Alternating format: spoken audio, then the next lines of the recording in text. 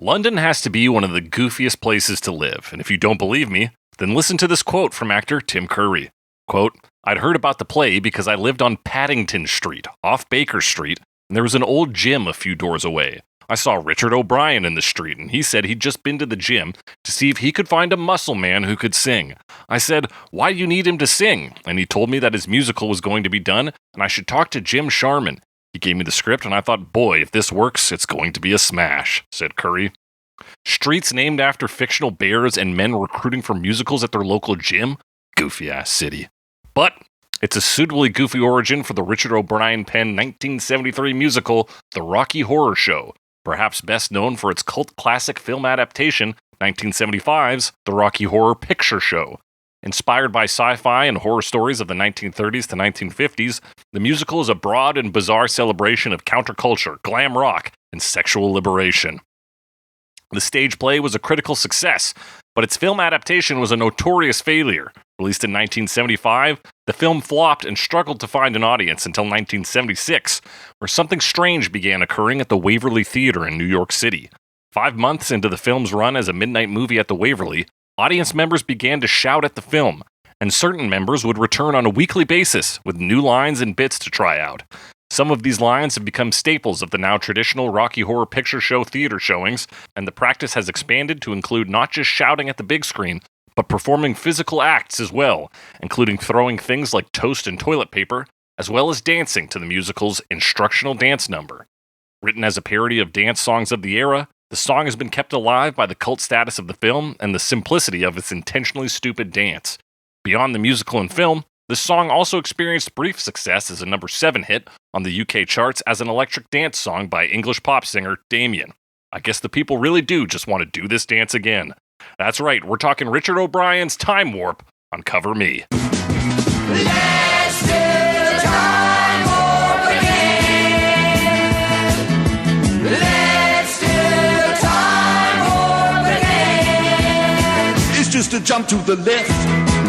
That's right, it's Cover Me, the only podcast that compares famous songs to their many cover versions to find out which one really drives you insane. I'm your host, as always, The Snake, joined by my astounding co-host, Alex Mildenberger. Alex Mildenberger. Louder? Wow. Anyway. In the flesh. Yeah, lots of flesh. It's very fleshy this week. Fleshed up. There's fleshed a lot of out. flesh on display. Me too, dude. How are you doing? I'm doing good. Excited to talk about this song that I've been aware of for a very long time, but hadn't seen the movie until yesterday. Oh, really? Yeah. I saw it I'd seen many bits moons of it. ago. Bits of it here and there. Was aware of it generally, Sure. but hadn't actually watched it until just I hadn't watched, but you had played the video game adaptation, is that correct? Is there a video game adaptation? There is, as recently as I think last year. No, I have not. What's that like? Have I you haven't played it. No. Oh, okay. Well, there's several. There's a 1999 Rocky Interactive horror show, and there is this one released in. Oh, this one says 1985. There's a few apparently. Oh wow! But one released. I didn't even very think to look for recently. that. I mentioned it on the Wikipedia page. I was like, "There's a video game adaptation." Yeah, the most recent was released on October 20th, 2024. You can get it on Steam for a modest $12.99 Canadian. Okay. Yeah, so you just watched. I watched this movie when I was young, maybe like 10-ish, Okay. in that range. Because my sister was watching it. Yeah, when people were watching the movie, I was like, I want to watch a movie. She's like, you're not gonna like this movie. I was like, that's okay. Little did she know how much I love to watch movies that I hate. I watched it. It was fine to me. I was just like, okay, I don't understand a lot of this stuff because I'm 10, but it's fine. Yeah. Meatloaf's here. It's definitely certainly when I was 10, if I had seen this, I'd be pretty confused. Not necessarily in like a bad way. I just wouldn't. It would surprise me that you could put that in a movie. Yeah, I can see that because it's a lot of like cross-dressing. Yeah. And some gore because it's like horror inspired too. So True, and I mean violence oh, we don't care about violence. No, of course Like, not. oh, he murders him with a pickaxe or whatever. That's fine. That's fine. At least Meatloaf was there for a bit. And then Very briefly. very briefly. It probably would have been confused just by the plot as well. Yeah. Because it's a lot of seemingly sudden turns at times, or like certainly near the end, they kind of move to a like stage where they just do the rest of it, where it's like, wait, we're just on stage now? What happens in the stage show? Do they go to a stage in the stage? Yeah. I don't know. That's a good question. And then like there's aliens and stuff, and I don't know if I would have gotten the foreshadowing when I was younger, but not even foreshadowing, them stating that they were aliens. Yeah. So like that stuff probably might not have got, but I do remember hearing this song. I remember hearing this song, I think on the radio. I think it was on like Nights with Alice Cooper or something. Yeah, he would have definitely played this if anyone was going to. Yeah. And because like I remember watching this, and I remember like looking up the video on YouTube and thinking it's very funny how they showed the dance, and we'll talk about all that stuff later, Of course. in more detail. But like I knew this song at a young age without knowing the rest of the musical, and at the time I didn't know that it was about like sexual liberation and the like, you know? Yeah. So like that part doesn't really come across necessarily in this song, not immediately anyway. Certainly not. I mean, yeah, it's a very strange. So did you enjoy the film watching it this week? Yeah, it was fun. Yeah, I think it's a fun film. I haven't gone back to watch it, but like, I mean, the music is it's a lot of like old school, like rock and roll moving through like glam rock kind of, which is like Yeah. music I like. So there's the fact that 100%. it's like very kinetic too. Yes. So there's just like a lot of like things happening constantly, and it's also funny because it's very goofy, and like there's a like chorus for the first part of the movie where just Right. like Oh, people that are there, you know, they're the Transylvanians, right? And they're just Right. like kind of down for anything, and like wild things are happening, like murder, and they're like, woo. yeah, it's just all part of the scene. Yeah. It's a good time. So it's fun. It's fun. Yeah. Like he mentioned that he was inspired, Richard O'Brien being the he, by glam rock when writing this because of like the aesthetic and the music as well. He found it gave him a sense of sexual liberation. So that's Yeah, where I guess it that's the other stems thing is from. I wouldn't say this is like necessarily like deeply rooted in like David Bowie specifically, Mhm. but obviously David Bowie is pretty tightly associated with glam rock. Yeah. So it's there. And this is what, 73? 73. Yeah. So like it's all happening. It's all the same time, yeah, it's right? like concurrent. Like this is Ziggy Stardust time frame. Yeah, and this is the musical version of that in some sense. We got aliens. Yeah. We've got glam rock.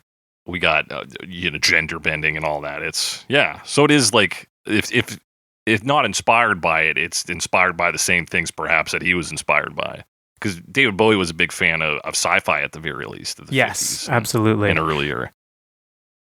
Yeah, it's weird because like it's all London. Like clearly that was about, you know, like these ideas were floating around in this public consciousness to some degree in like the culture, and like it's just interesting that both of these things happened inspired by like very, very similar things. Similar things, yeah, and you're living in the same environment, like growing up in London. Very interesting. Yeah, this song to me I've mostly known it out of context more than I've known it in context. Right. I feel like me and some friends used to sing this in junior high and do the had dance to have sometimes. been there. I mean, just the fact that there's a pelvic thrust Yes. in the dance. What kind of teenage boy isn't going to love a pelvic thrust? Exactly. Like you stand in a particular way and then just do a pelvic thrust. Like that is possibly the funniest thing you could ever imagine at that age. Yes. I mean, even at this age, tough to top. Might still be Top five, man. top 5. So yeah, it's definitely like it was appealing in that sense. And it's funny that, I mean, obviously back then not knowing Rocky Horror Picture Show and like the sexual themes, just knowing this song and being like, that's kind of funny and sex. Yeah. Like, you know, for that reason, you know, you still kind of get that, but it's like very, very different. Because you're just Yeah, like, 'cause- that's funny, pelvic thrusts. Yeah. Once you know the source of it, which is the sex crazed aliens, Yeah. it's got a little more juice to it. But yeah, I mean, that's all you needed when you were young is like, hey, pelvic thrusting. And that's kind of how this song, like I said in the intro, it's a sort of parody of like the hustle and dances of those where the song teaches you the dance. Yeah, and like seems so early. You're right. Yeah, This it is seems 73. quick on that. Yeah. And there's gonna be more dances, songs like that. I mean, we still have songs like that, right? We do, yeah. We've been talking about them for the past several weeks. Yeah, and I think each one we've talked about is post this song. Conga and YMCA are both after Yeah, definitely. Time Warp. So it's been around. There's even, I mean, we talked about Walk Like an Egyptian. Oh yeah. Which kind of has that as well, but like the dance is so simple, it takes like 2 lines. Right. Yeah, it's hard to even say if that one is really a dance instructional song. Yeah, it's not really. It just kind of seems like it for a bit. It almost comes off more like philosophical advice at times to walk like an Egyptian. I remember on Right. that episode you tried to pinpoint it as some like anti like government movement or something. You were Yeah, like, it it's didn't quite work. like a resistance song. You're like, Yeah, there's something exactly. in this about rising up. And it didn't quite work for that. This is like closer to that because it's at Yeah, least, for like, sure. counterculture. Yeah. But in any case, that's the history. That's my history with the song. That's your history. That's my history Is too. it's funny to sing about pelvic thrusting, and it's an easy enough dance to do. Yes, it is. It's also easy lyrics to discuss. They go Yeah. like this. It's astounding, time is fleeting, madness takes its toll. But listen closely, not for very much longer, I've got to keep control. I remember doing the time warp, drinking those moments when the blackness would hit me and the void would be The calling. void would be calling. So like it's kind of vague, right? But it also just, I mean, on the surface level, just sounds like something's pulling him in. Yeah. You know? I mean, we learn later like there's sci-fi implications there, you know, like it's a black hole or something, or like a Yeah, like these wormhole. things are literal. Some of the stuff Yeah. they're talking about in the song is literal plot points of the story. But when heard out of that context, and that's kind of what it is for our 2 main characters there, Susan Sarandon and the other guy, Yeah. is like, oh, they're just freaks. They're just like, because this sounds like kind of hippy dippy freak stuff. Like, oh, I've smoked a little too much pot, and I'm just talking about sensations in a very broad and bizarre way. Yeah. Like, I mean, it's astounding. Time is fleeting. Madness takes. So, like, what does that even? Like, time is passing, and obviously, we're talking about like the time warp. But like, at times, it does. Ooh, there it is again. Times. Times Yeah. it just feels like it. They needed a name for the dance, right? Like, it doesn't have anything to do with the dance itself. But it so happens that they're like kind of telling their story about Yeah. coming to Earth, but also it's like really vague, especially this first part, you know? And then Yeah. like I remember doing the time warp, drinking the moments, and about like the blackness. Again, just feels like you're having this experience that's like kind of all consuming, you Mhm. know? And in this case, it does kind of sound like he's just hyping up this dance. Like the Yeah. time warp is the dance, and It's they like, it's so good, dude. just really likes to do the dance. And in fact, like at the end of the movie, they even are like, finally, we can go somewhere else and all just do the time warp for it. Like, That's right. It is the closing number. yeah, they like kind of reprise it. And he's like, finally, we can do the time warp again. And it's like, well, you probably could have done it before, but you can mean, always murder guys with Fucking do lasers if you whatever. want. Yeah. And then, of course, like the other stuff, like the blackness and the void, like space kind of, you know. Yeah. Even the name of it being the time warp is itself just like sci-fi flavor. Yeah. So yeah, you get all of that. There's an idea of it being an insatiable dance craze, and of course the refrain is "Let's do the time warp again. Let's do the time warp again." Yeah. I mean, and that's, I mean, you get a whole lot more vocalists on that, but that's not this section. That's not this section. We move quickly to our chorus, which is the instructional part here. Yeah. It's just a jump to the left and then a step to the right. With your hands on your hips, you bring your knees in tight, but it's the pelvic thrust that really drives you insane. And then, I mean, that's also one, you get your silly dance. Obviously, it's also very silly to see them do the dance in the movie. And as I understand, it's basically mandatory to dance along here if you go see the movie in a theater. Though I have never done that. I've never done one of these midnight screenings. It's like a little daunting. Like, I don't know if it's for me, even though it's probably for everyone by now. I feel like they'd like sniff me out and murder me in the studio. Be like, I don't know. I'm just faking. I'm not actually cool. Maybe you don't need to be. You probably don't need to be. I mean, it's how cool can it be to be doing something they've been doing for like 50 years? Anyway, it's fun though. It's a fun dance, and even like I remember doing this dance to the song before I even like knew what Rocky Horror Picture Show was. Basically, yeah, because it's so simple. You know, you jump, you do the step, even though they do the step in a particular way. Like, yeah, they do the step kind of multiple times, but I think because if you just do this as written here, it's a pretty weak dance. Yeah, jump, step, and then like put your hands on your hips, and then like. The knee part's funny, so then you like look very funny, right? Because as like, you do this pelvic thrust, your legs are kind of spread around, and then your knees are in together. Like it's a very silly pose, and then of course the pelvic thrust. Now this is the part. Obviously, we've been talking about the pelvic thrust a lot. It gets a little like it's not explicitly sexual because it's just supposed to be like silly. Yeah, because it's so comical. But obviously, there's like sex in. Yeah, even just those two lines, it's the pelvic thrust that really drives you insane. And it drives you insane. Like, that's the thing that it drives you crazy, you know. Yeah. You're really doing this for the pelvic thrusting. Yeah, it's like, listen, the jumping and the stepping and the hands on the hip and knees, that's all fine. It's thrusting your pelvis that's really going to fucking get you going. There's also some... I mean, I kind of got this from the Genius annotations, but, like, the idea that, like, these Transylvanians, you know, these aliens, they're like chasing this pleasure or sensation, whatever. Like they're doing these things like the time warp that are kind of just like silly and meaningless. Because I guess it's enjoyable. Like this is this extreme version of just chasing sensation. Yeah, they're kind of like they're kind of like a more palatable version of, like, Hellraiser. It is similar, right? Yeah, because they're, like, other dimensional, and they have these, like, insane concepts of pleasure and pain. Yeah, but they're not, like, torturing people. And, yeah, like, or at least not intentionally. Zombies. How does that go? I haven't seen the movie, but I read the book.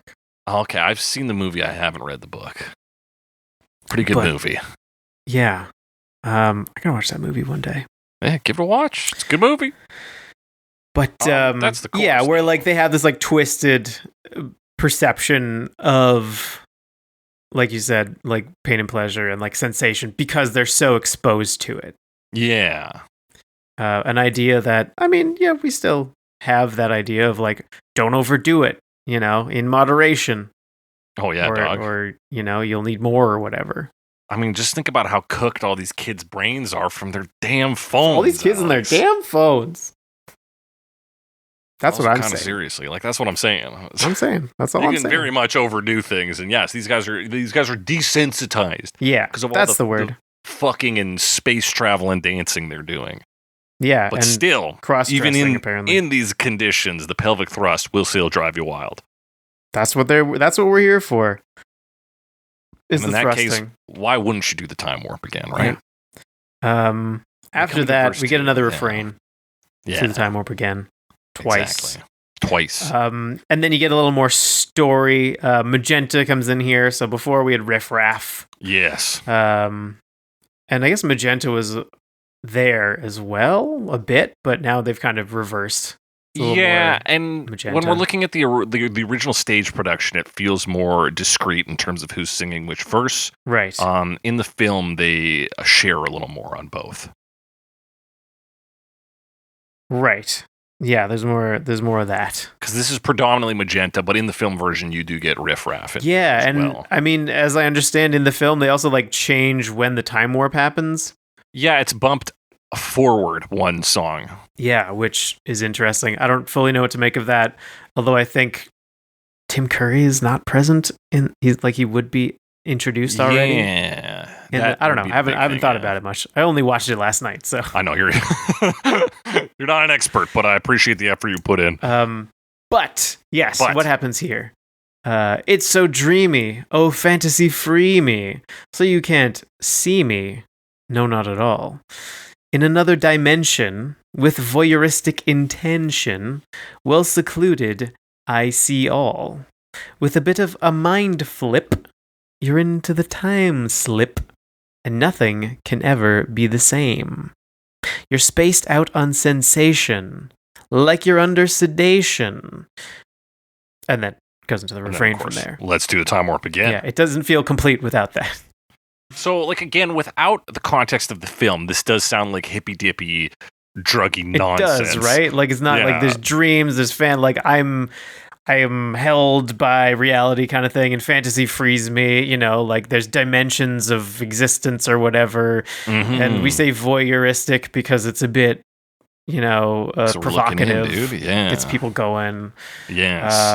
And all that stuff. But also, like, in context, it kind of seems like, oh, they're coming from this other dimension.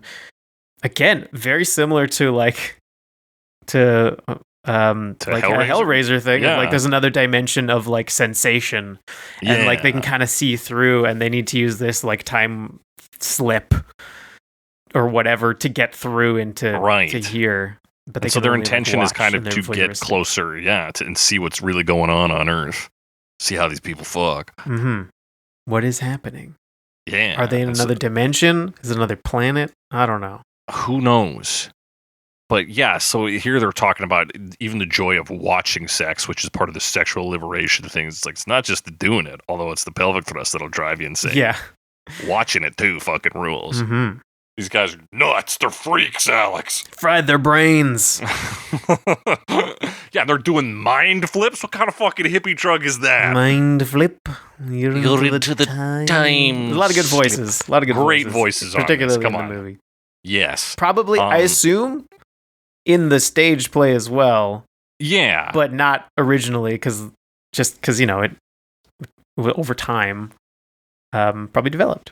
Yeah, but it's a lot of the same voices, at least. Yeah, for like the musical numbers. But it's like 2 years later, so they've had 2 years to develop it. Right, so it's been refined. I see what you're saying. Refined, yeah.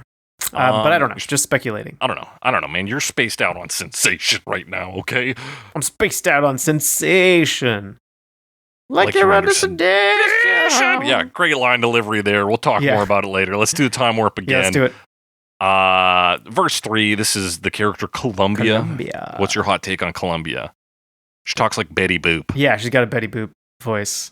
That it's like real old school. This whole thing, I mean, as much as we've said like glam rock, a lot of it is just like throwback like 50s. This is like, very rockabilly in particular, this song. Yeah, at least like 50s rock and roll. There's one we'll talk about that's even like more in that like rockabilly vein. But this is definitely like, like early days rock and roll style. Yeah, like especially because the piano carries so much. Like that feels like early rock and roll to me. Well, I was walking down the street just having a think when a snake of a guy gave me an evil wink. Evil wink?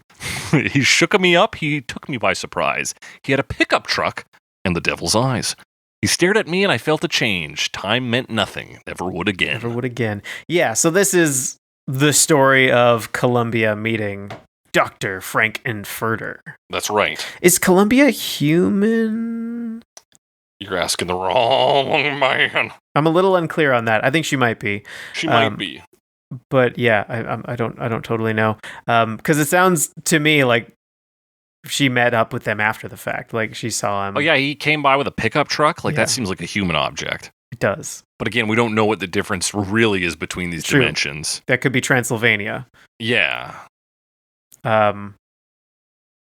But who knows? Yeah, contextually, like, it is the story of her meeting our biggest character, perhaps, Dr. Frank-N-Furter. It also is just like a sleazy pickup tale. Like it is, He like drove by and winked at me.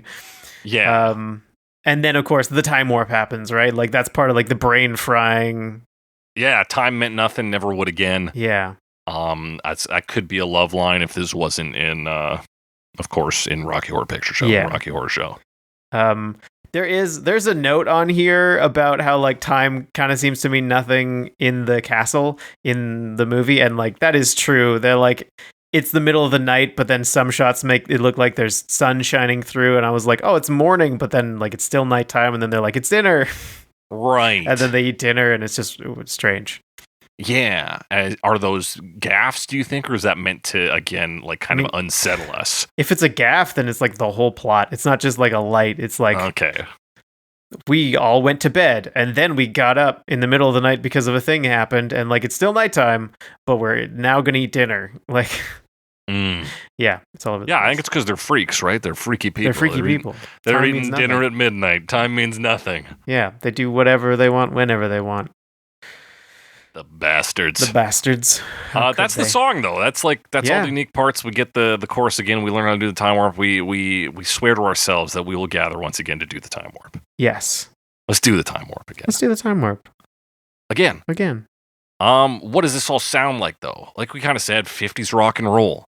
Yeah, it's a real 50s rock and roll. I mean, I guess going to like the original or like the original cast recording from 73. Yeah, we're going to start with the original cast recording, although most people are probably familiar with the 1975 film version. Yeah, again, a little more refined. There's a few other things, but in particular, you get this like really like basic rock and roll rhythm on guitar. This is like textbook rock and roll rhythm. You kind of do like play a fifth and then move it to a sixth. Like that's like go between that. Like that's the move. Bump, that's the chug. Yeah, and the bass slides in when the vocals slide in and starts going along with that chug. Which is interesting to note on this original version, because when we come to the movie version, it'll be less active in the intro. This is a more active bass line here. Right. Things changed a little bit. Things fucking changed. And I'm curious how much of that is just like refining and how much is like necessary for film versus date. I don't know. Yeah, I don't know. It seems sharper to me. Like it seems almost like if they'd done either way, it's fine. But it seems like the emphasis on the bass, which just kind of does like big root notes. Yeah. For the intro. Yeah, it works. It's more cinematic, maybe. I don't know. Yeah, maybe. What is definitely less cinematic? I mean, I guess I'll talk about some of the differences. Yeah. The vocals come in. With Richard O'Brien. Richard O'Brien is singing, and like he definitely has more of a Igor like voice in the movie, whereas this is a little more straightforward. You can hear like it's his singing voice. Yeah, it's still big delivery, but it's not quite as cartoon. Yeah, it doesn't have like the weird like kind of big, but with less character. Yeah, a little less in there. This is also where the piano comes in. Yeah. It's fun. It stays low. It adds some like runs and such, and it's, rhythmic. Early rock and roll does that with piano. And then, of course, like, even this first verse intensifies quite a bit as you go through it. Like, he kind of starts screaming in the second half, Oh, yeah. When he starts with the I remember. Yeah.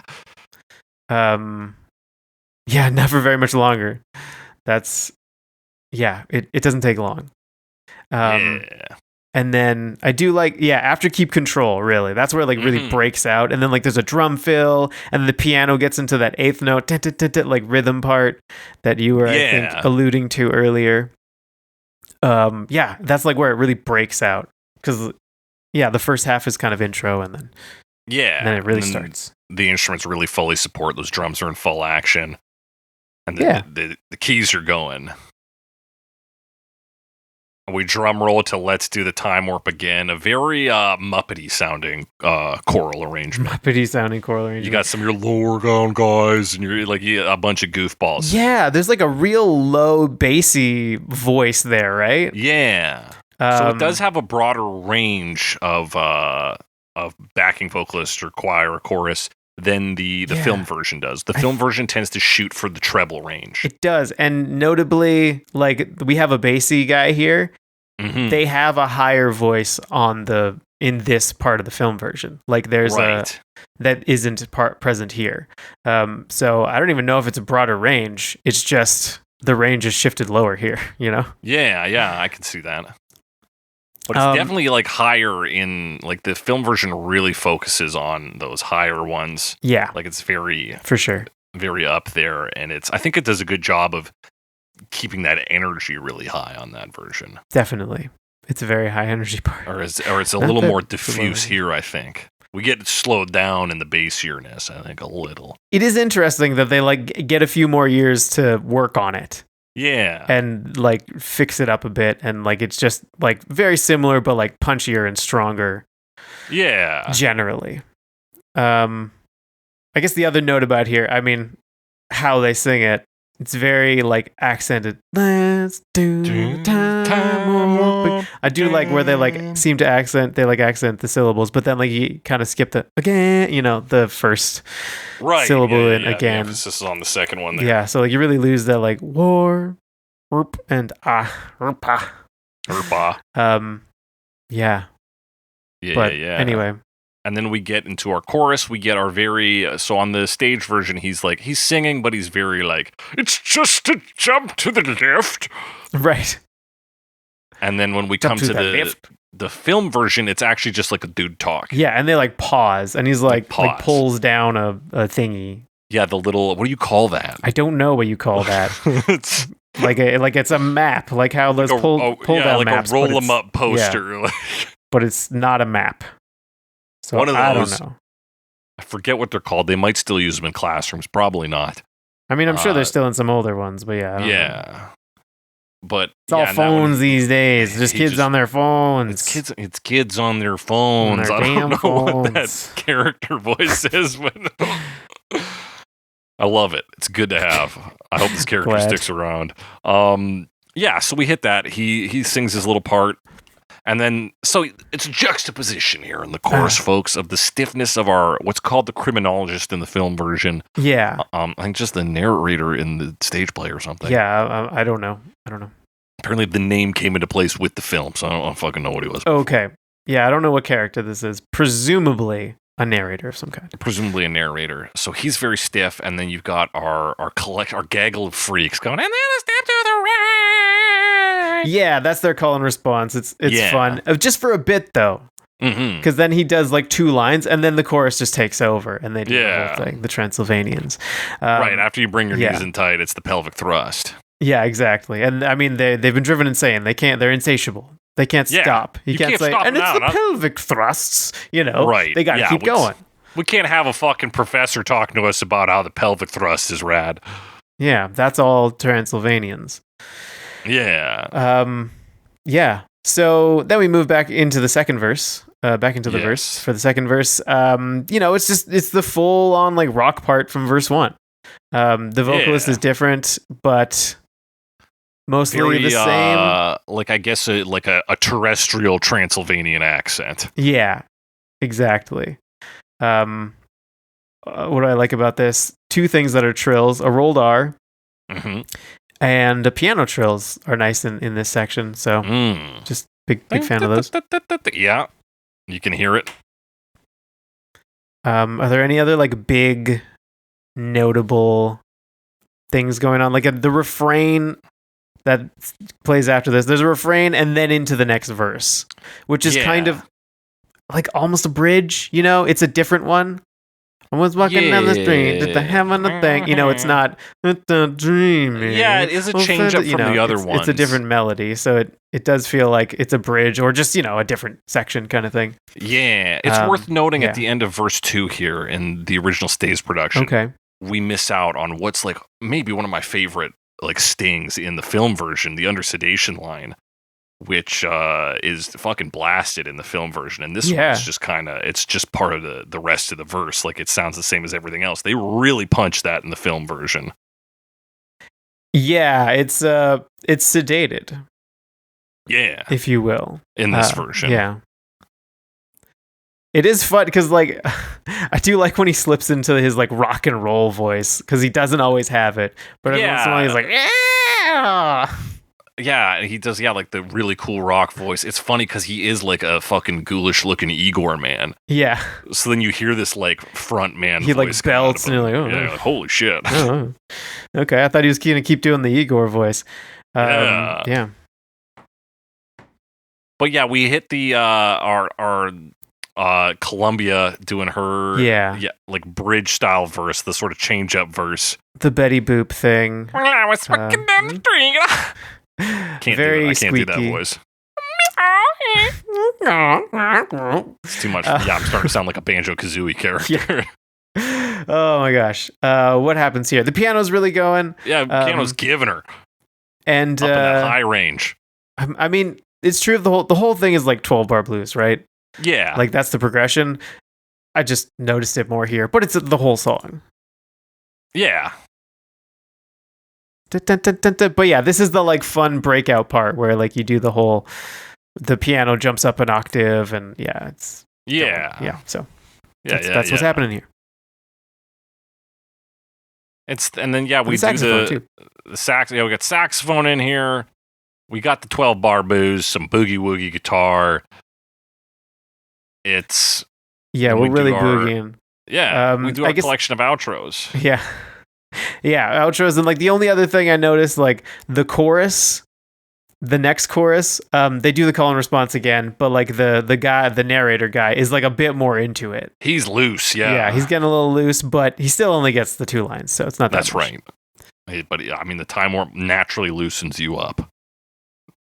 Boo doo doo doo. And then this little ending riff on saxophones? Yeah. Yeah, it is. Love a bit of saxophone. Can't complain about that. That's fun. Yeah, so that's the original version. Let's talk about the film version. We've already talked about a lot of it. Yeah, we talked about differences. But I need a spot to drop the song in, so I've done that now.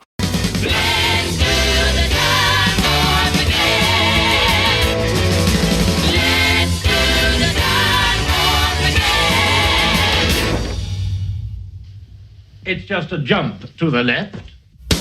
And let's talk about what else there is to talk about on this version, the film version. What else is there? I mean, it's like it's kind of cleaner than the original. It's a bit faster. It feels more confident. Yeah, you know? like I mean, they've been performing it for a few years now, so that same guitar going, but better sound on it and a little quicker. Yes, quite nice. I like the piano. There's some like good fast passages with the piano. Oh yeah, we get some like slides and stuff on it too. Like very nice. And then the voices, of course. Yeah, character voices are locked in on this. They're doing a great job. And the other thing I did note down is like on the "It's So Dreamy" line. So my timestamp is 124. 124. 124. There's like a sound. Oh yeah, like almost like a harp or something. I think it's the piano, but it sounds like they put the piano like at the end of a hallway, and then recorded like all the echoes all the way down. Kind of. Could be. But it could just be a harp. It does play in a way that would suggest harp, like that. I can hear it. I could see the sound being like a hand motion like that. Yeah, it does. It feels very smooth, right? Yeah, and it has a strange tone to it, but like it could be a piano. Could be either one, as far as I'm concerned. Yeah, and as far as like I'm a duller concerned, piano. Yeah. There's some other stuff like horns. Horns, yeah. As much as like the arrangement still kind of falls into the background compared to the vocals because it's musical, so the vocals are the focus. Generally, it's fuller. There's more stuff. Yeah, like I said, there's horns. They come in for the refrain and chorus.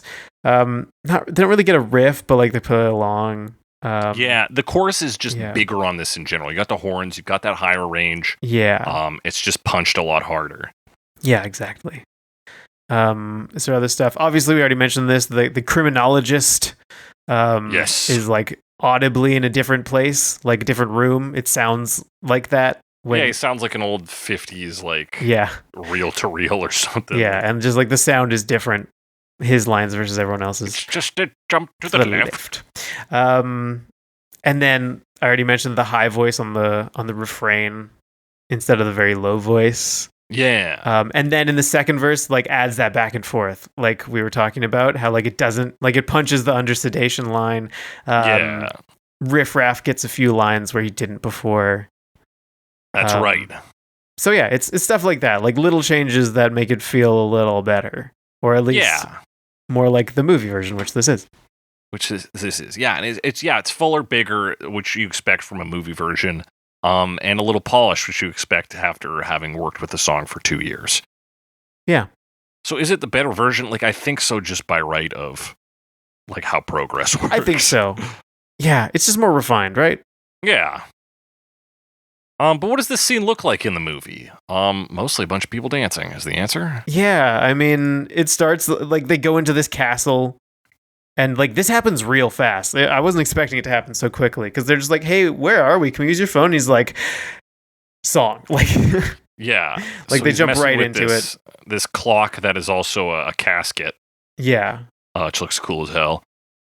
And then like the guitar goes in, and comes in, and there's a skeleton. He starts doing the singing, and then like the first bit, it's just Riff Raff and Magenta, and now I forget the main characters, Janet and Guy. What's his Janet name? and Guy. I can't remember his name. Walter. I don't fucking know. Hang on. Plot synopsis. Dun, dun, dun, dun, dun, dun. Janet, Ralph. No, Ralph is the other guy. Brad. His name is Brad. And he likes to introduce himself to people, and it's funny. I'm Brad. He's like, "Hi, my name is Brad, last name Majors." Brad Majors. Hi, I'm Brad Majors. The other thing I like about this movie, very obvious ADR. Lots of fun.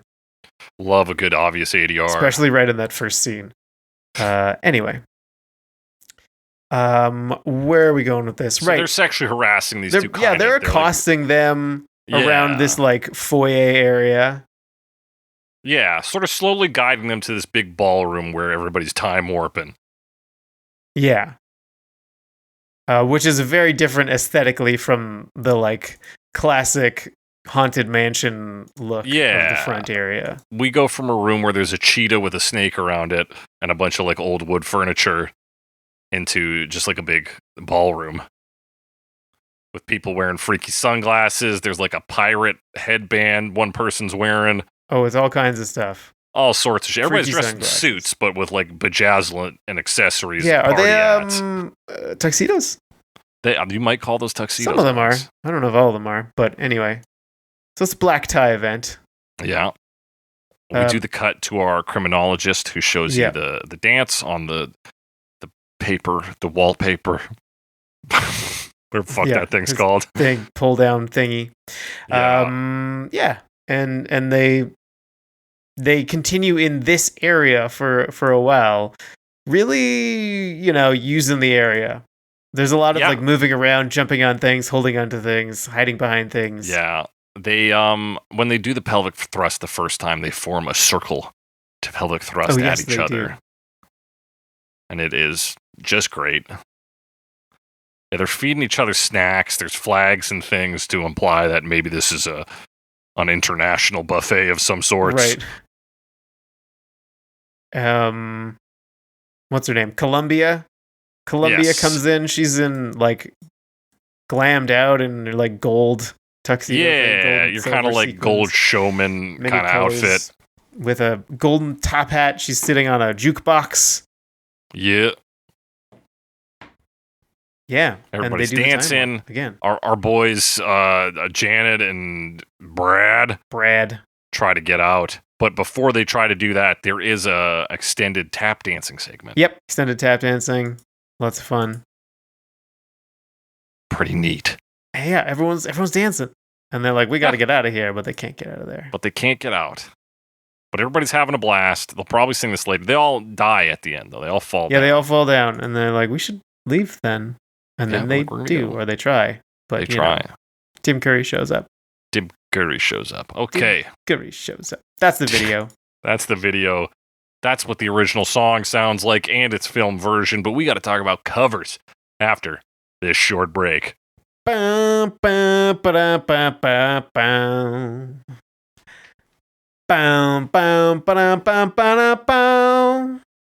back. Talking covers.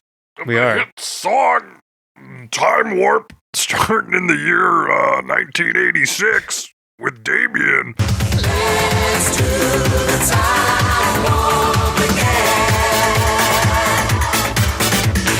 Let's do the time warp again. It's so I was Yeah. yawning, and then I just worked with it. But yes. this is a remix. This is the remix. This is a remix of the original Damian one? It doesn't seem to be the same as the original Damian one. It sounds pretty close to it, though. Is it the same? I watched the music video for the Okay. Damian one. I didn't think it was the same one, so I didn't watch the music video. Okay, well, you should have. I feel like they're pretty similar. Maybe I was lax this week, but... I don't know, man. Let me see here. There's the original Time Warp here. Okay. No, I think it's the same one. The Northern Beat radio edit? Yeah, it would just be the edit for radio here. Because I've Okay. got a 6.5 minute version later on in his list. Same Northern Beat. But not a radio Not edit. radio? Okay. Yeah. Works for me. What's going on in this one? Well, it's an English pop singer, Damian Davey. Best known for this song, which he followed up with a cover of Sweet's Wigwam Bam. Oh, interesting. Yeah. Songs I know but didn't think would come up, generally speaking. Yeah, just in general. Not a great Sweet song, despite it being one of their best hits. Gonna make you my man, wham bam man, gonna get you if I can. All right, it's pretty catchy. It is catchy. They got some catchy songs. Try a little touch, try a little too much. Just try a little wiggle wham bam. Sweet. Sweet. What would we do without Sweet? I don't know. We wouldn't know if the band was ready. That's for sure. We certainly wouldn't. So yeah, this is like maybe in 88 or 89 he releases this version, because this is the remix that lands at number 7. I have my quote here from Songfacts. Okay. So he releases an initial version in 1987, according to this. I have 1986 for the first Yeah. year from Secondhand Songs. But 2 years later, he releases a remix that landed at number 7 on the UK charts. That's this one. So the remix is the hit. Okay. Cool. This is the remix. This is the remix. And you know what? It's EDM. It's it a dance certainly mix. is. There's lots of like really like jagged synths playing. Like heavy electronic beat. Really, yeah, just like so buzzy, and like there's like there's so many synths. There's also like a voice. So you want to do the time warp So again? you want to do the time warp again? Okay, let's do it. Points in Damian's favor. He's keeping the freak element in He here. is keeping the freak He's element. being in a here. little weirdo. Yeah, first verse kind of like talk singy, similar to Yeah. the original, you know. And that really deep voice goes time Time. warp. Great moves. It's a great, like, it is time stamped as being like 88 or whenever this comes out. It's very much of that era of EDM. Right. What else is going on? Really fast rising synth with a very fast decay on the chorus. Yeah. And then the next thing I just have is the breakdown later on. Sure. It's there's like buzzy bass synths in the verse. He's got female backing singers on this. Yes, that's true. And yeah, that chorus, pretty foof. Yeah, bring your knees in tight with all their backup vocals. Yeah, and really bouncy synth there. And It's some, just like, so like oomph, oomph, oomph, very like pulse. Very pulse. yeah. That's what I say. And then they get a little yeah. hype up note after the title line, after let's do the time warp again. There's a lot of that.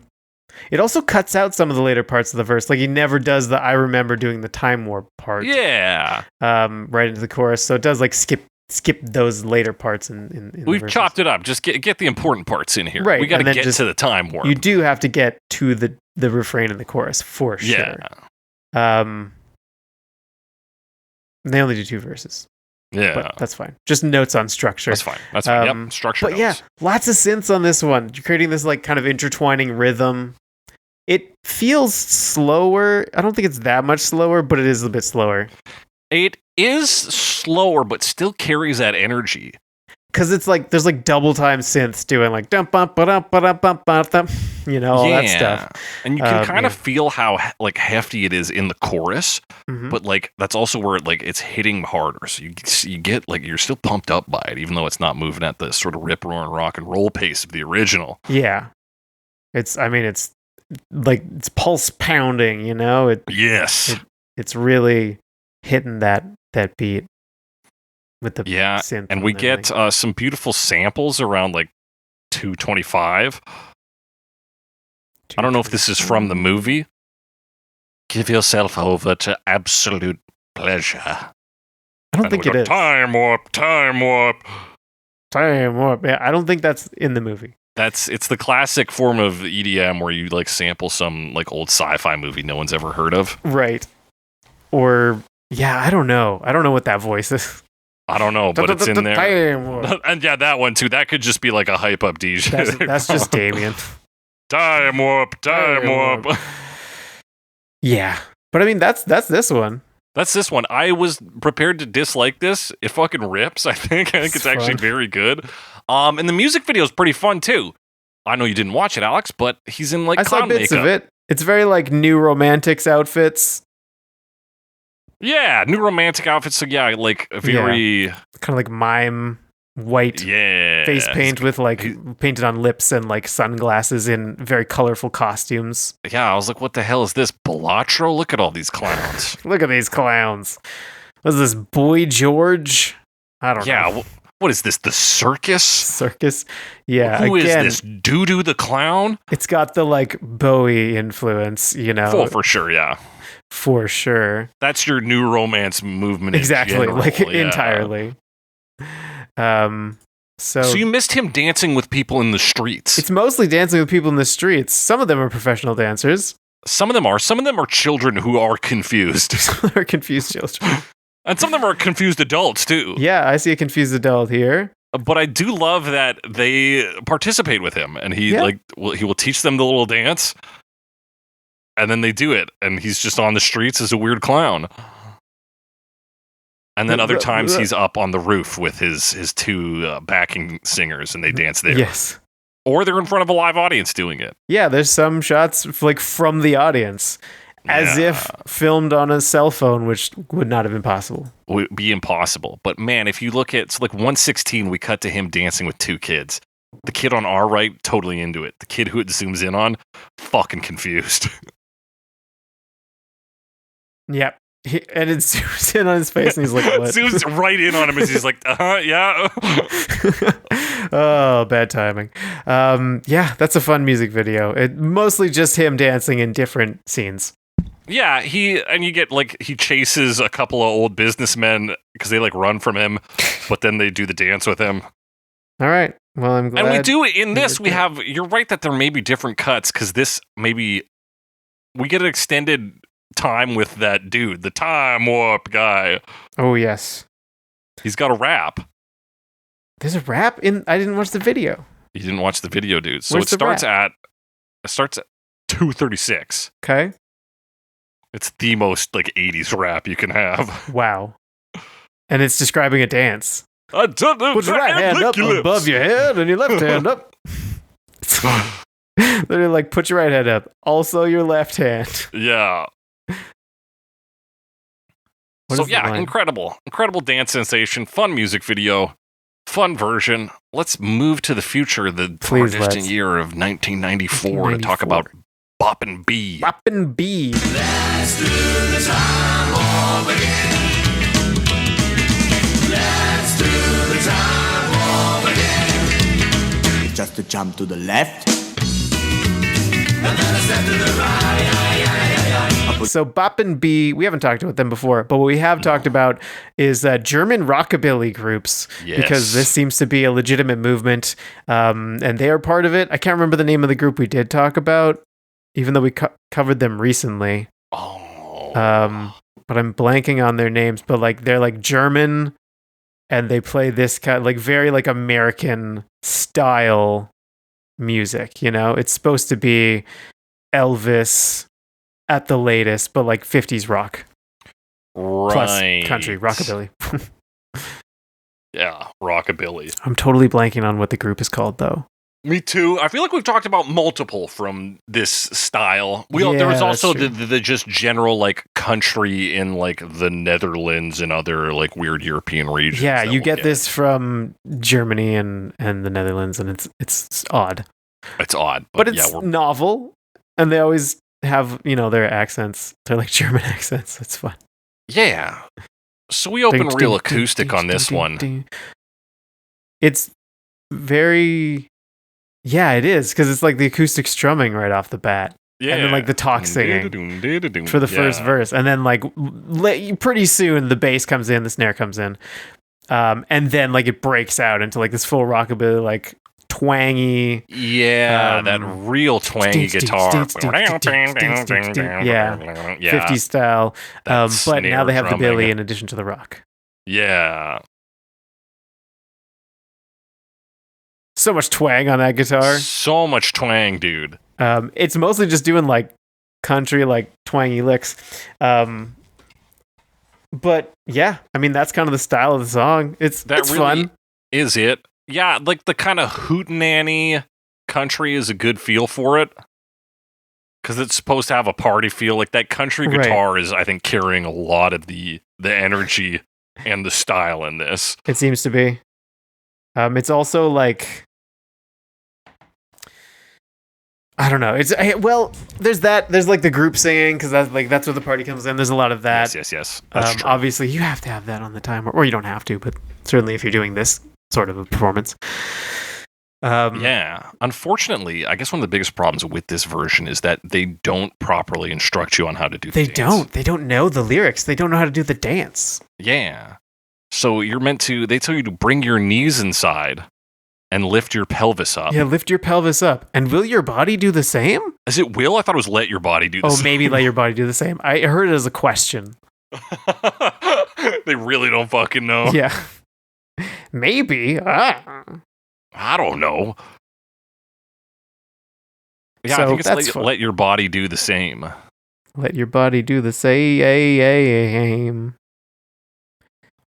Yeah, a nice loose feel to this. They could be weirder singers. I mean, they're weird because they're German, but they're singing straightforward for German guys. Right, they're not doing the character voices. They're just doing German accents, which is just what their voices are, presumably. Yeah. It's generally fine. Most notable on the third verse, because the third verse is like more of a personal story. And everybody singing on this one. Yeah. There's just not that much to it. They kind of harmonize, which like it's fun enough. But kind of lacking a little bit in that sense. But like it is overall like more even, but like they do like a fine job. Yeah, I think they land the plane, They do a fine job. Good job, guys. Really swell work you did here on this song there. Maybe a little more energy there next time. It's real nice. But we're going to move on to talk about the pop punk band from the year 2003. It's the Groovie Ghoulies. Let's do the time warp again. Let's do the time warp again. It's just a jump to the left, and then a step to the right. You put your hands on your... The Groovie Ghoulies. Yeah, I get... So this is 03. I didn't look up too much about the Groovie Ghoulies. They are a pop punk band from Sacramento. Their name's taken from an animated spin-off of Sabrina the Teenage Witch. Animated spin-off of Sabrina the Teenage Witch from the 70s. So they definitely have that like old school horror in there, because Groovie Ghoulies are probably themselves somewhat... I mean, I don't know that they're... it's 1972, so this is pre-Rocky Horror Picture Show. Their founding, But what I'm trying to say is these guys fit in with this like kind of horror counterculture thing, or they seem to. I don't know where they're performing this. It seems like a live performance, though. It's a live performance. I'm just looking at their top song is called "She's My Vampire Girl." Their second best song is called "Do the Bat." Then there's a cover of Graceland. There's a that's when things get out of hand. But their top two sound like novelty spooky guy songs. They're part of that subgenre that can apply to multiple musical genres, which is like horror. So you got like shock rockers like Alice Cooper. You got spooky stuff like the Phantom of the Opera. You got the Time Warp, which is 50s rock about crazy aliens. Yeah, it's kind of I mean, I don't necessarily want to say definitively because I'm not like part of this subculture. But the subculture I would associate with like liking horror movies all the time, and like Halloween's your favorite. Halloween's your favorite holiday. Bad horror movies are the best. And like I like those things too. Yeah, I do. But I that's something I generally participate in. Also kind of associated with BDSM. Like, I don't know, I like leather. I don't really like to wear leather, so like I'm not part of that. But like, it's fun. I mean, I like a leather jacket. I don't know if I could wear. I said I like a leather jacket. I do like a leather jacket. That's true. I don't know if I can do full leather though. No, I like leather belts. Somebody's willing to buy me a full forever. leather outfit. Hey, yeah, a leather belt. Could do with one of those. Anyway, what do we got? We got here? a live intro. Hey, you guys, we're the Ghoulies. You gotta fucking dance to this next one. Right? They say you have to dance. We're gonna do this. Like they say that it is the time not nighttime. They say they're used to playing at night. Don't know if what that means. They said they got this as a request. Either morning, afternoon, or maybe evening. Yeah, or maybe it doesn't matter because it's a time warp. Yeah, time doesn't matter. They said someone requested this song and they are going to play it, but only if everyone dances. You must dance. You must dance. Okay. So yeah, they come into it. It's a pretty standard plug and chug on this. Pretty much, yeah. It's the fast chugging, fast drums. Particularly like once you get to that back half, because like there's the intro where it's a little less of that. Yeah. You know? For being a little punk rock freak, his voice isn't goofy or freaky enough.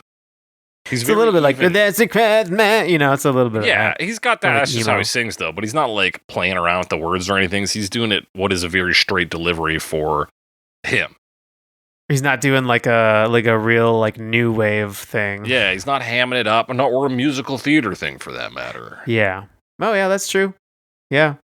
Yeah, it's fairly flat vocals overall, you know, as punk vocals often are. Let's do the time warp. Very shouty. They keep the energy up, you know? Yeah. The recording is fairly low quality.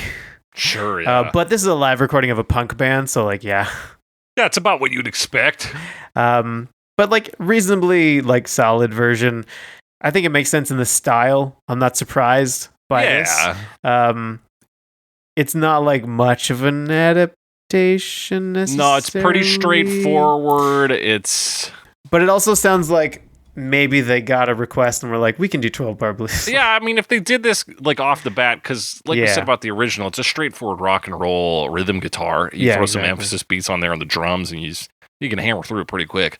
Done live, especially if you're the one who requested it, incredible. Yeah, a lot of fun.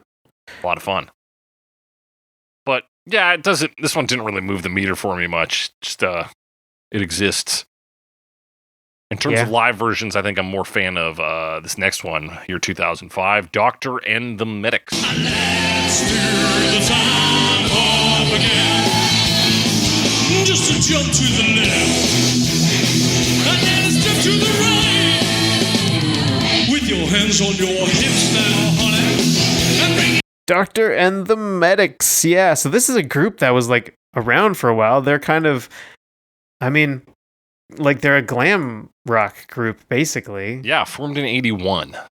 Yeah, from the 80s, and it sounds like the Doctor is kind of the constant member. The Doctor being Clive Jackson from Liverpool. Naughty Ash, Liverpool. Former DJ, that's fun. Oh no, wait, that's someone else. Wait, Alex is getting this on the fly here. Getting this on the fly. I should have read this before. I forgot to read the background. Love to do a little live reading. A little on the fly. Okay, the other note I have, apparently they have a popular version of Spirit in the Sky by Norman Greenbaum. Spirit in the Sky! Exactly. Didn't listen to it. In fact, I refuse to.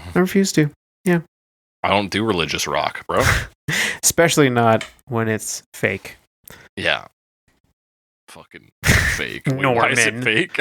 Well, I mean, that's like the story is Norman Greenbaum was like, wow, this is like these like worship style songs are really doing good these days. Maybe I'll try to make one.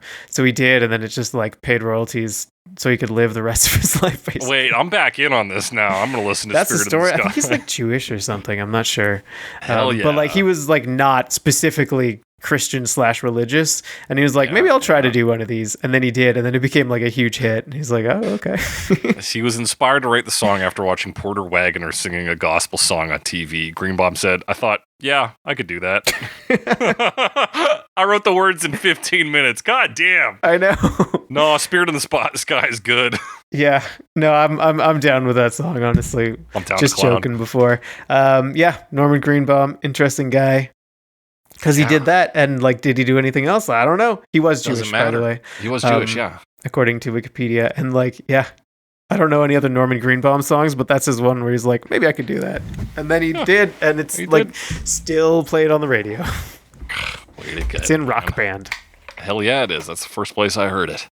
But the first place I heard Doctor and the Medics was here in my Vancouver home that I rent. And Wonderful. Pretty good. Hey, ladies and gentlemen, what's up? Or Doctor and the Medics. So they open with this. They say, good evening, everybody. I forgot this was also a live one. And then we get a dude from a movie counting them in. They got like some cinema sounding horn fair. They got 3, 2, Good 1. evening, everybody. We're from Liverpool. We're from Liverpool. So that happens. He doesn't say that, but I did. So what happens? It's more of a conversion into like 80s hard rock, like 70s, 80s, right? Hard rock by way of glam rock. I can understand how these guys are glam artists. Yeah, that's but true. But it's definitely leaning more towards your hard rock performance. I would say so. In fact, it really made me think of AC/DC specifically. They've got the sort of like what I associate with AC/DC, like chugging. The way they play it. Okay. We opened this with almost like 30 seconds of guitar soloing. Yeah, that's true. We're soloing right off the bat. Yeah. And then, they fit in some light shredding pretty regularly. Yeah. Because they got to do that. But like that's their hard rock sound. The voice is a little bit more of that like exaggerated. I would say new wave, but it's also kind of, we did I'll put a spell on you. Is that the one? Yeah. Yeah. Like Screamin' Jay Hawkins. Jay Hawkins. Like it's a bit of that too. Yeah, he's a bit of like a mad scientist. Yeah. Deep, he's a very baritone. Madness. Yeah. Takes its toll. Takes its toll. Which I think works here. You're having that showmanship in there, which I think is the key part. Yeah, definitely feels like that's important. Especially like if you look at their picture on Wikipedia, it's from the 80s. I don't know what they look like nowadays, but it's like the hair is big, the makeup is present. Oh yeah, it's I thought that was a hat coming in. Yeah, I think that's hair. I think that's hair. But if it's not a hat, it's like a witch hat. Like yeah, it's a pointy hat. So, or if it is a hat, then it is a witch hat. So yeah. Very exaggerated in that, and then there's like even another guitar solo later on, like 4 minutes in. This is a longer version. They now do another guitar solo. What happens? There's like clanging and banging in the background here after like lines he says. It's like. Do you have a timestamp? Pick a spot, honestly. Like 123. It's like it almost sounds like someone's going.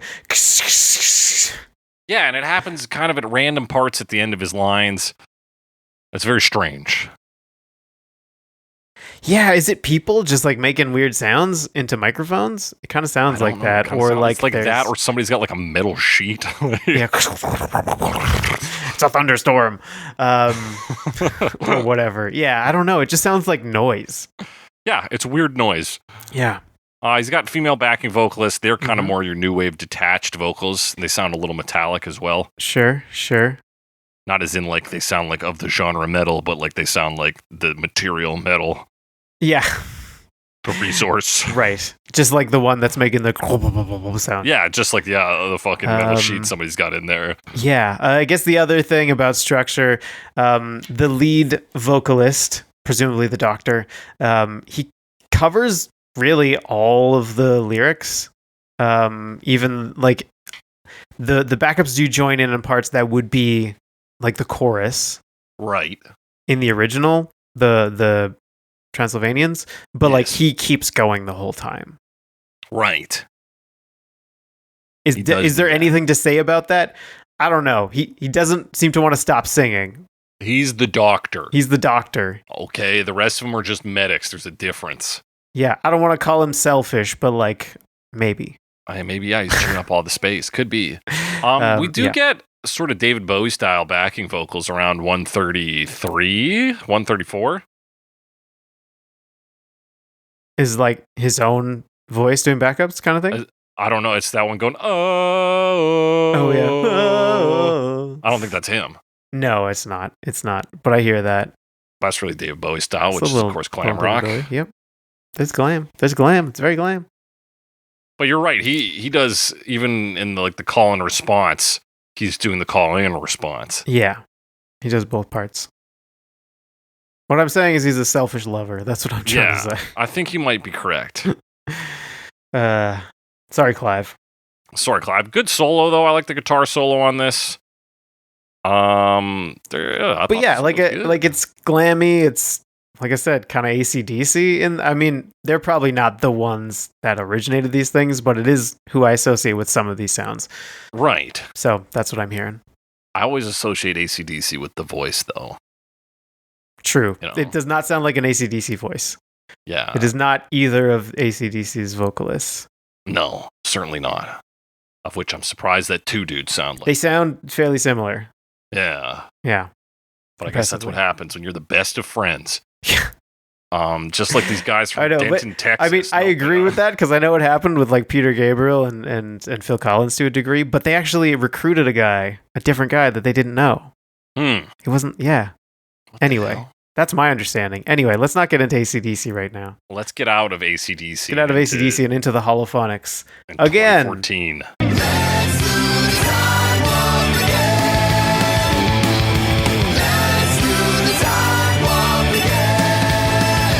It's just a jump to the left. Put your hands on your hips. Yeah, we talked about these guys 1,000 times. Yeah. Pick a time. Sometimes positively, sometimes negatively. Honestly, these guys are all over the place. They are all over the place. I think this is one of their better showings. I agree. Yeah. So the big thing for me that I listen for in these ska punk covers nowadays, they're after hearing skank. specifically these guys a lot, is do they do more than just play half the song ska and half the song punk? Right. Because to me, that is kind of a tired move. Mm-hmm. It's fine, it's fine sometimes, but just saying like, all right, verse is ska, chorus is punk, not that interesting anymore. Even though I think I've spoken positively about it in the past, I've kind of soured on it a bit. Sure, you might come around on it again later. I might come around on it. We'll see. This one is not that, though. They do kind of split it up, but it's like more complex than that. Right. So I have lots of notes about the specific things they do, but it's not a simple ska punk split. No. Although we do open very punk, it's a distorted version of that intro guitar riff, and he's doing what I would say is a more characterized performance of having a punk voice than, say, the Groovie Ghoulies. Yes. Madness, like he's punching. Fleeting. Yeah. So he's both punk rock and a character at this point, and yes, for sure. That's a plus. And then what else happens here? This bass is really steely. Oh yeah, those are fresh strings on there. Very bright. Doing a big group. Dum dum dum dum boom boom boom boom boom boom boom boom. Yeah, that's once we get to the kind of like I remember part, the back part of it. Yeah, it like switches kind of to more of a fast ska sound. Yeah. Once you get to that, and he kind of does the screaming a little bit. Yeah. And yeah, the cleaner guitar comes in to play the skank. There's an organ somewhere off in the distance.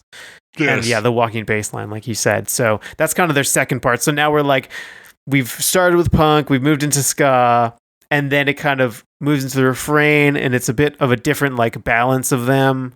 Like it's the group vocals, but like there's horns playing too, supporting the melody, but they still have a heavier guitar. Yeah. And no skank here. So the skank cuts out for that part. That's right.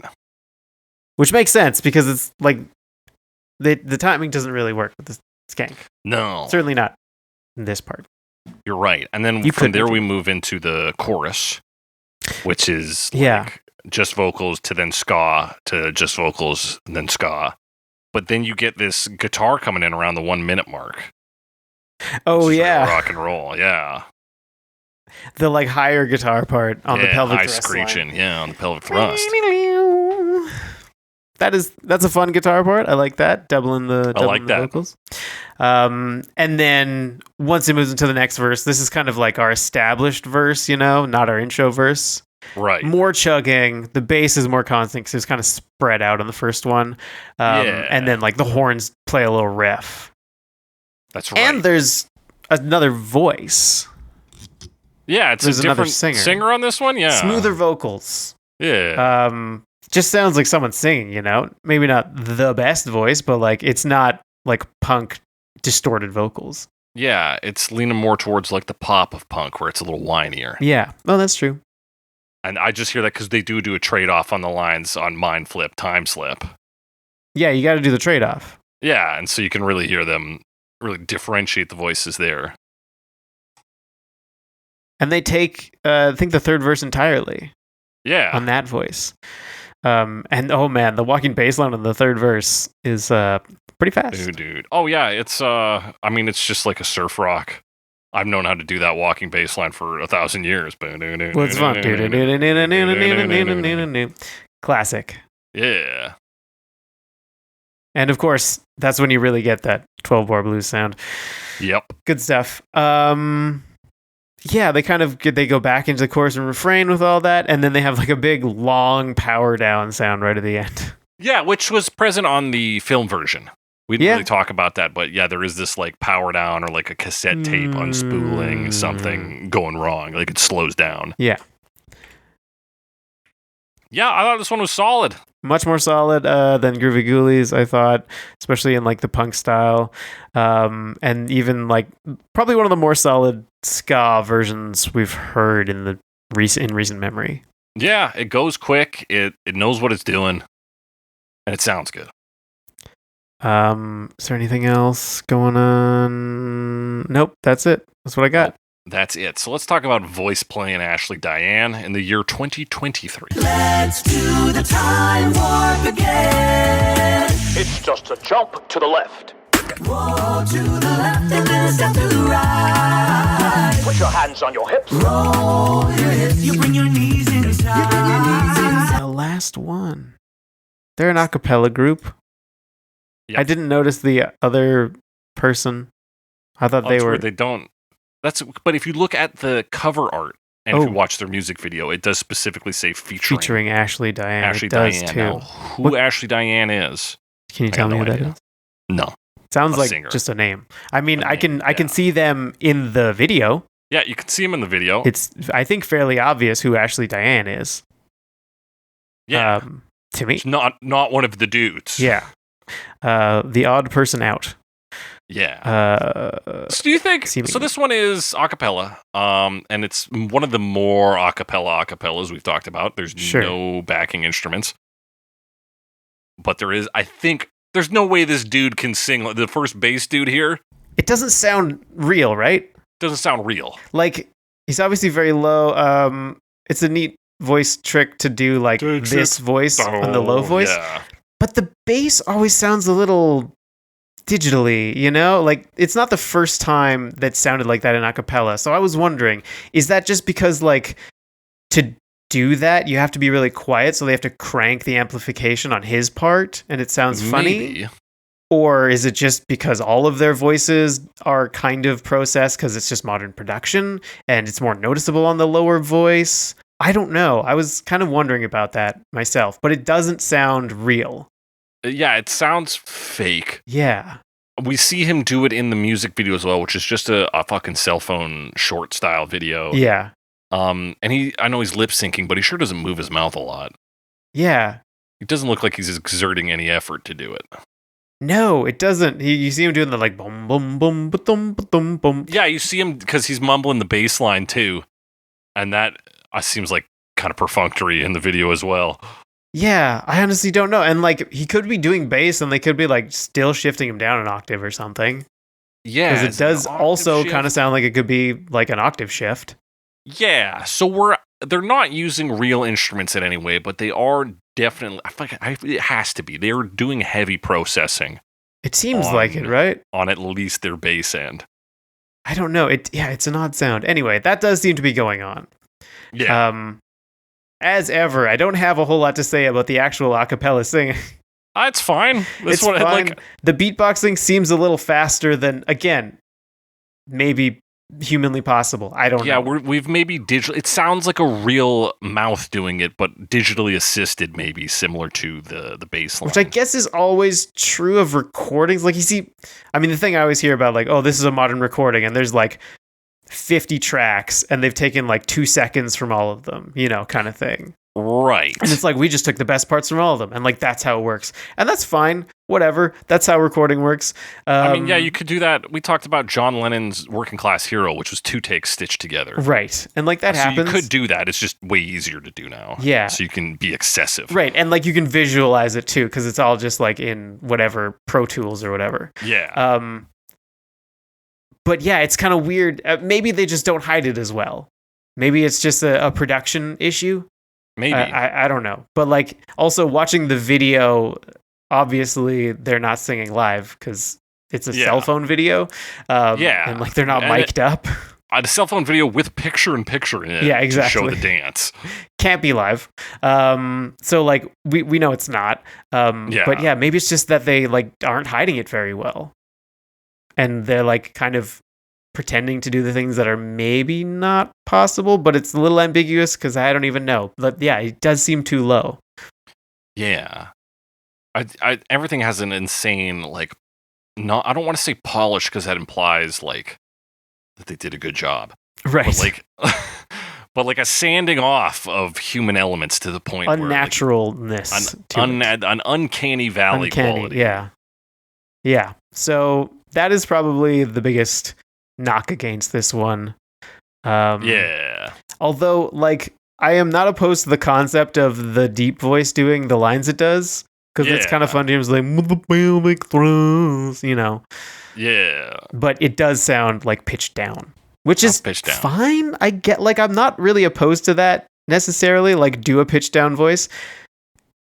I guess maybe it's just the presentation. I don't know. It's just like if I saw an Amish man using a computer, I'd be like, we got pick a lane, brother. Like, right.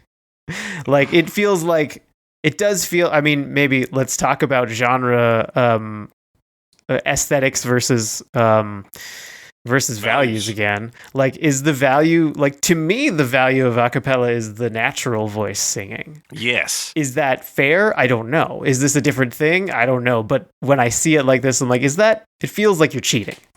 That's what it feels like. Is that wrong? I don't know. But that is the feeling. Yeah, I agree with you. And it's like, I understand there's a bit of cleanup we could do on vocals, but where it's to the point that you cannot replicate your performance live, which, as I understand it, should be the primary venue for a cappella is live. I would think so. Yeah. So, yeah, I get this is heavily processed a cappella. Do with that what you will, folks.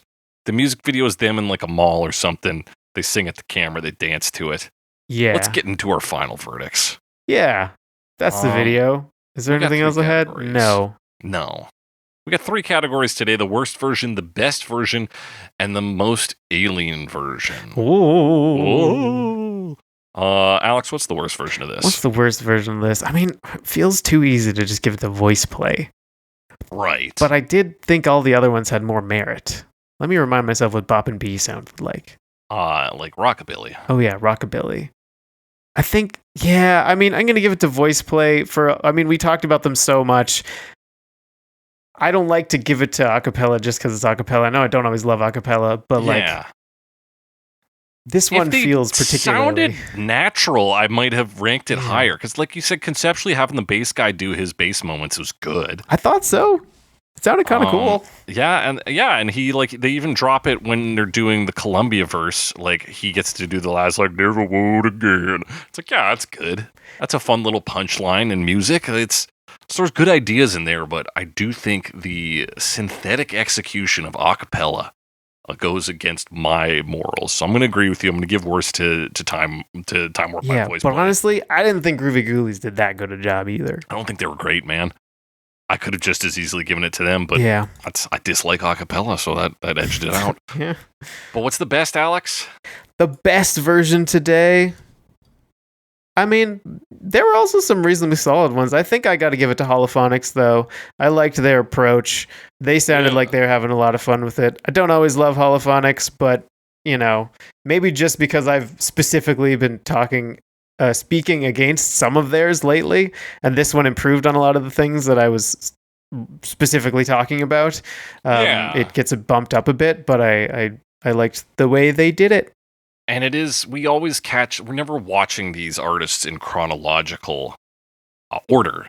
So sometimes we're popping into an early one and it's maybe a little tired versus like we've listened to a later one later. Or it could be they had a lot of steam at the start and they just like, we were coming in at random points. So sometimes our picture of an artist is, you know, incomplete. But there are artists who we've listened to like Leo and like the Melodica Bros, who I'm like, always worried they're going to have a stinker, but like even when they're bad, they're like still pretty good. They've done pretty good so far. And then there are bands like the Holophonics who you're like, oh fuck, they're back. And then it's like, oh wait, they're not actually as good as I was hoping. And then maybe they come back and maybe they don't. It's dramatic. All sorts of shit can happen. Are they the best this week though? Not in my opinion, because Damian made a version this week. And boy, was it a lot of fun.